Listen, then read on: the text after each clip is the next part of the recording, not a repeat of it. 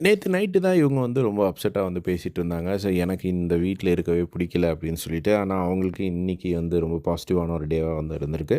So இந்த வாரத்துக்கான ஒரு கேப்டன் போட்டிக்கு வந்து லாஸ்ட் வீக் வந்து பெஸ்ட் பெர்ஃபார்மர் வாங்குன பிரஜின் அண்ட் ரம்யா கூட சேர்ந்து நேத்து என்ட்ரி குடுத்த ஆதிரே வந்து பார்ட்டிசிபேட் பண்றாங்க. ஸோ இவங்க 3 பேருக்கும் என்ன போட்டி அப்படின்னு பார்த்தீங்கன்னா, ஒரு 3 ரெட் பால் வச்சிருப்பாங்க. அதே மாரி நெறைய பிரிக்ஸ் வந்து வச்சிருப்பாங்க. ஸோ அத வந்து நிக்க வச்சு ஒரு நெறைய பிரிக்ஸ் இருக்கும். அத வந்து ஒரு எண்டுல வந்து பால் வச்சு, இன்னும் 2ல வந்து எல்லாத்தையும் நிக்க வச்சு தள்ளி விடணும். ஸோ அந்த தள்ளி விடும்போது கீழ வந்து ஒரு பேஸ்கெட் மாரி வந்து வச்சிருக்காங்க.